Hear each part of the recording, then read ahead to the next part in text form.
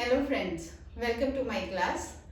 आज हम करेंगे कि ट्रांजैक्शंस का लिक्विडिटी रेशियोज पर क्या इफेक्ट होता है। मतलब लिक्विडिटी रेशियोज जो है इंक्रीज करेंगे, डिक्रीज करेंगे या उन पे कोई भी चेंजेस नहीं आएंगी। ठीक है, ये 1 मार्कर्स में क्वेश्चंस आ जाते हैं जिसमें ज़्यादातर बच्चे कंफ्यूज हो जाते हैं। तो आज के इस वीडियो में हम यही देखेंगे कि लिक्विडिटी रेशियोज पे ट्रांजेक्शन्स का क्या फर्क होता है। ठीक है, तो जैसे हमें कुछ ट्रांजेक्शन्स दे रखी हैं और कह रखे कि करंट रेशियो जो है दैट इज 2:1। तो इन ट्रांजेक्शन्स को करने का या ये इफेक्ट पता करने के लिए कि इम्प्रूव करेगी या डिक्रीज करेगी या लिक्विडिटी रेशियो में कोई चेंज नहीं आएगा, सबसे बेस्ट तरीका होता है कि आप करंट रेशियो जो भी दे रखी है, करंट रेशियो होती है क्या, current assets upon current liabilities. ठीक है, एज्यूम करके चल रहा हो 2:1 है, जैसे हम कहते हैं कि ये है 20,000 की करंट एसेट्स और करंट लायबिलिटीज है 10,000 की। ठीक है, अब देखो कि हर एक ट्रांजेक्शन का रेशियो पे क्या इफेक्ट होगा।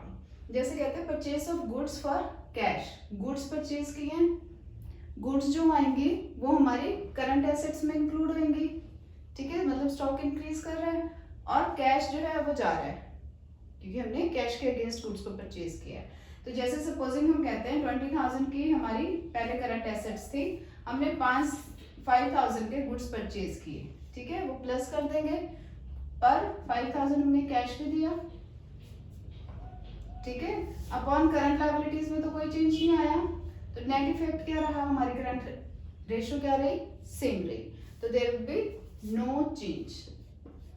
ठीक है, देन कहते हैं सेल्स ऑफ गुड्स ₹11,000 जिसकी कॉस्ट थी आपकी 10,000 की। ठीक है, 10,000 की चीज को हमने 11,000 में सेल आउट कर दिया। तो अब क्या हो गया, 1,000 का प्रॉफिट आया, वो इंक्रीज अमाउंट ही आया। 10,000 की तो ठीक है गुड्स हैं थी, गुड्स चली गई, बट 1,000 जो एक्स्ट्रा मिला उसके कारण हमारा कैश इंक्रीज करके होगा। तो अब कितनी होगी 21,000 अपॉन 10,000, तो इंक्रीज कर गई। ठीक है, तो रेशियो जो है वो इंक्रीज कर गई, तो यहाँ पे क्या हम लिखाएंगे, इंक्रीज। पता लगा क्यों, 10,000 की चीज को 11,000 में हमने बेच दिया, 1,000 का प्रॉफिट भी इंक्लूड हुआ ना, कैश ज्यादा मिला हमारे को 1,000 का, तो 1,000 रुपए से हमारी करंट एसेट्स जो है वो इंक्रीज करके, जबकि करंट लायबिलिटीज में किसी तरीके का कोई इफेक्ट नहीं आया। देन कहते हैं पेमेंट ऑफ डिविडेंड, डिविडेंड की पेमेंट की है, करंट एसेट्स और करंट लायबिलिटीज दोनों में से पैसा जाएगा। सपोजिंग मैं कह रही थी 5,000 के था डिविडेंड, यहाँ पे भी माइनस कर दिया और यहाँ पे भी कर दिया, तो आ गया 15,000 upon 5,000, that will amount to 3:1। Improve करके हमारी रेशियो, तो यहाँ पे भी क्या हुआ हमारा, इम्प्रूव या इंक्रीज जो भी लिख सकते हो।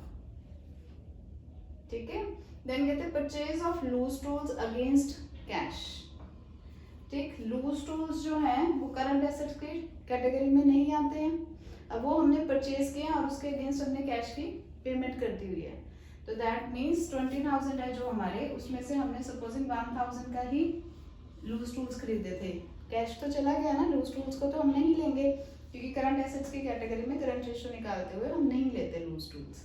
तो 1,000 का सपोजिंग हमारा कैश था वो तो चला गया, अपॉन करंट लायबिलिटीज में किसी तरीके का कोई फर्क नहीं आया, तो 19,000 अपॉन 10,000 करंट रेशियो क्या होगी, डिक्रीज करके, तो यहाँ पे क्या हम लिख देंगे, डिक्रीज। देन कहते हैं sale of fixed assets against cheque, fix assets को बेचा और हमारे पास क्या आ गया, चेक आ गया। चेक आया तो हमारी इंक्रीज कर जाएंगी करंट एसेट्स, फिक्स्ड एसेट्स का कोई इफेक्ट नहीं होगा हमारे पास, पर जो कैश आएगा उनके अगेंस्ट, जो चेक हमें मिला है उससे तो करंट एसेट्स इंक्रीज कर जाएंगी। तो हम कहते हैं 20,000 प्लस 10,000 सपोजिंग कि हमने सेल की थी अपॉन 10,000, तो आ गया 30,000 अपॉन 10,000, तो हमारी रेशियो क्या होगी, इम्प्रूव करके।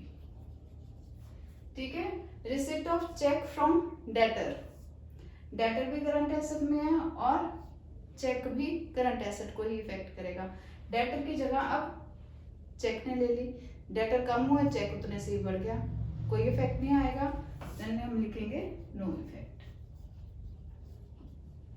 देन कहते हैं included in trade payables was a bill payable of 9,000 which was met on maturity. ठीक है, ट्रेड पेबल में एक बिल पेबल ऐसा था ना 9,000 का जिसे हमने मैच्योरिटी पे मीट आउट कर दिया। ठीक, तो इससे क्या हुआ, हमारी करंट लायबिलिटीज भी डिक्रीज हो गई 9000 से, क्योंकि हम उसको मीट आउट कर रहे हैं, तो 9000 से हमारी करंट एसेट्स भी डिक्रीज करेंगे, कैश तो जाएगा ना। तो 20000 में से 20000 में से 9000 जो है वो हमारे कैश चला गया, अमाउंट बचा 11000, और यहाँ पे 10000 में से 9000 निकल गए तो 1000। तो कितना रेशो बने, 11:1। ठीक है, तो ये क्या हुई, इम्प्रूव।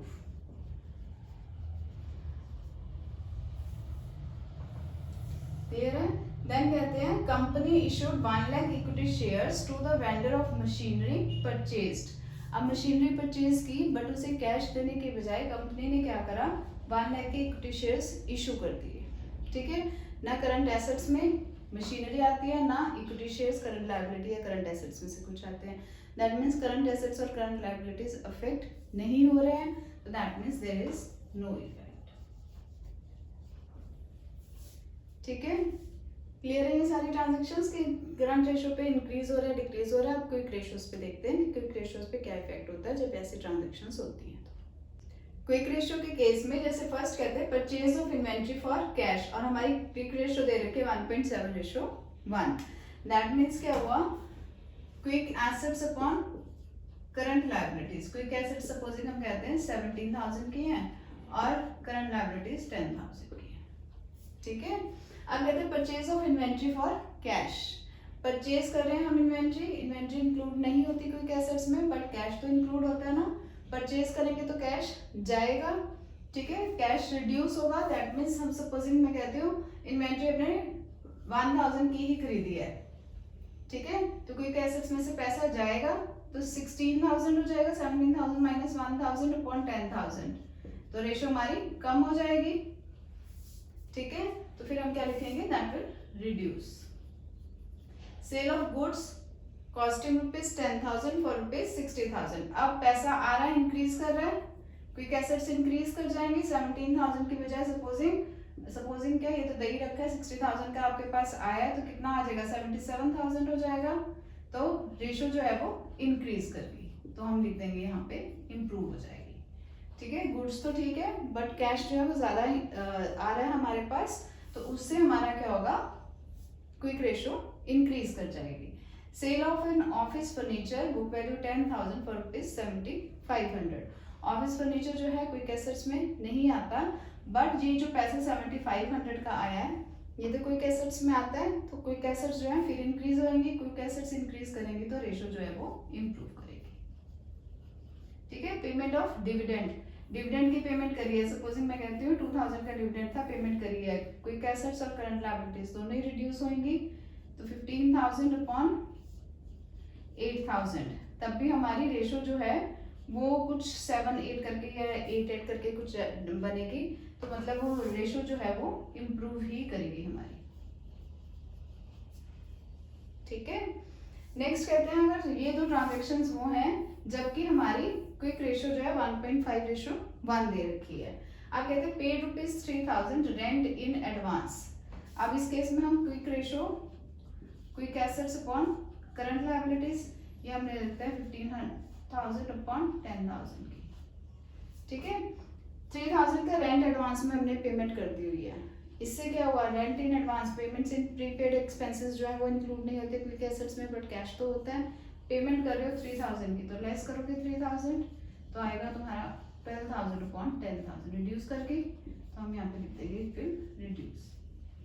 ठीक है, देन कहते हैं trade receivable include debtors who paid entire amount of ₹9,700।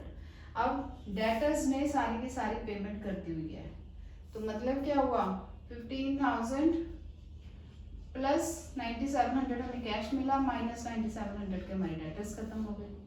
तो नेट इफेक्ट क्या है, क्विक एसेट्स तो उतनी ही रही हैं, क्विक एसेट्स भी हमारी उतनी रही हैं और करंट लायबिलिटीज भी उतनी ही हैं। जब दोनों में चेंज ही नहीं आया कुछ, then there will be no effect. Clear है, तो सिर्फ कुछ नहीं करना, आपको जितनी भी क्विक रेशो या करंट रेशो दे रखी होगी उसकी पहले आपने अमाउंट बना लेनी है कि इतने तक की अमाउंट होगी, और एज्यूम्ड अमाउंट्स के साथ आप क्वेश्चंस को जब करोगे तो आपके क्वेश्चंस बिल्कुल ठीक होंगे।